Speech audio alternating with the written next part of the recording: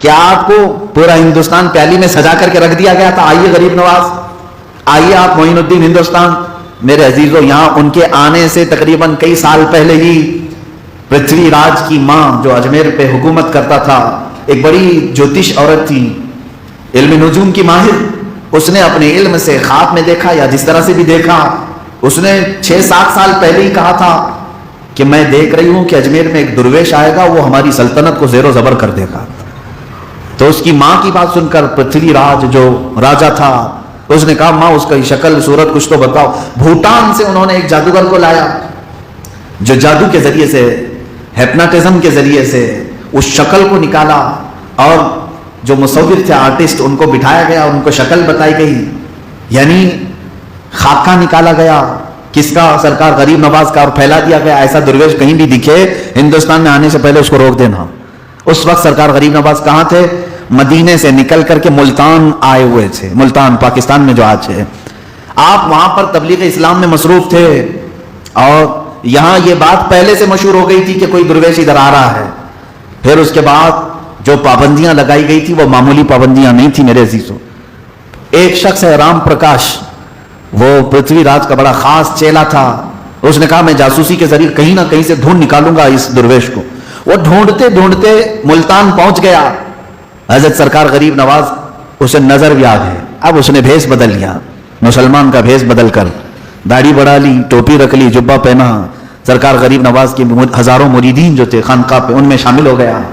کئی دن تک انتظار کرتا رہا کہ تنہائی میں ایک بار غریب نواز سے ملاقات ہو جائے، جا کر کے اندر اگر اکیلے میں مل گئے تو یہیں ختم ہی کر دوں، یہ اجمیر تک آ ہی نہ سکے، قاتلانہ حملہ کرنا تھا۔ رام پرکاش 12 دن تک مسلسل محنت کرتا رہا۔ اس کے بعد ایک رات ایسی آئی کہ آدھی رات گزر چکی تھی، خیمے میں سرکار غریب نواز اکیلے تھے، یہ داخل ہوا اور وہی جبہ قبہ ٹوپی داڑھی ہے، اور سرکار غریب نواز کو دیکھا وہ مصلی پر آرام فرما ہے۔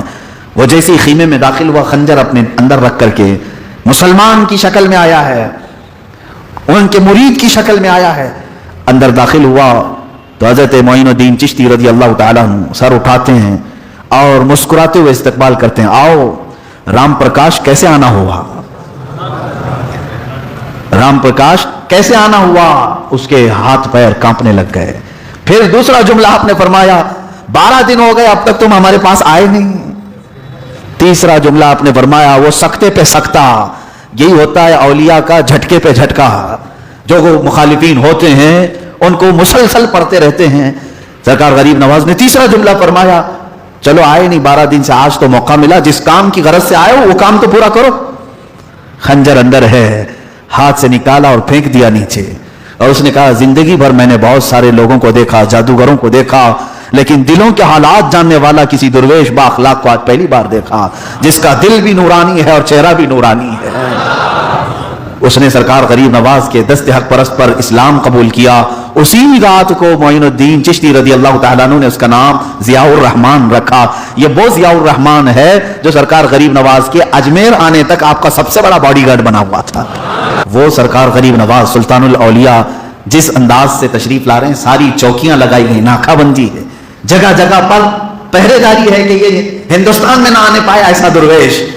باوجود اس کے جب ملتان سے آپ نکلے، پنجاب کے راستے سے آ رہے تھے، امرتسر، پٹیالہ، یہ تمام راستے ہوتے ہوئے دلی آنا تھا، ضیاء الرحمن نے کہا کہ حضور ہر جگہ پرتھوی راج نے 52 راجے تھے اس وقت، 52 راجوں کا راجا ہے، ہر جگہ اس نے پولیس لگایا ہے، ناکہ بندی ہے، سب کے پاس وہ آپ کی تصویر پہنچی ہوئی ہے اور سب اچھی طرح سے پڑھ لکھے ہیں، خاکہ پورا دماغ میں بٹھائے ہوئے ہیں، صبح سے شام، شام سے صبح تک کوئی ایسا شخص اس سرحد میں آنے نہ پائے، تاکید ہے سب کو۔ اس نے کہا ہم کون سی چوکی سے جائیں گے؟ سرکار غریب نواز رضی اللہ تعالیٰ عنہ اس سے کہتے ہیں تو چلتے رہے۔ غریب نواز جب پنجاب کی سرحدوں میں جا رہے ہیں، انہی چوکیوں کے بیچ میں سے جا رہے ہیں، پولیس والے سپاہی کھڑے ہیں دیکھ رہے ہیں، اور آپ گزرتے ہوئے جا رہے ہیں، گزرتے ہوئے جا رہے ہیں۔ ضیاء الرحمن نے کئی چوکیاں پار کرنے کے بعد پوچھا سرکار غریب نواز سے کہ حضور والا ان لوگوں کو ہوا کیا ہے؟ کیا یہ آپ کی تصویر دیکھ کر آپ کو پہچان نہیں رہے ہیں یا پھر ماجرا کچھ اور ہے؟ سرکار غریب نواز نے مسکرا کر کے فرمایا اے ضیاء الرحمن خاموش رہ، اللہ مجھے جسے چاہے اسے دکھاتا ہے اور جسے چاہے چھپاتا ہے۔ ان کے سامنے سے گزرتے ہوئے آئے، دلی پہنچے، یہاں ہنگامہ ہوا کہ جو درویش جس کا خاکہ پھیلا ہوا تھا وہ تو دلی پہنچا ہوا ہے، راجے نے ان ساری چوکیوں پر موجود سپاہیوں کو قتل کر ڈالا، مار ڈالا کہ اندر آیا کیسے؟ دلی میں یہاں پر کئی دن تک قیام ہوا، لوگ جوک در جوک آئے، پھر اجمیر آنے سے پہلے پھر چوکیاں لگائی گئیں۔ راج ماتا راجا کی ماں نے کہہ دیا کہ بیٹا اب چھوڑ دے، اب چھوڑ دے، اب اس کا راستہ روکے گا تو بہت بڑا نقصان بھی اٹھائے گا، لیکن اس نے ہر ممکن کوشش کر ڈالی۔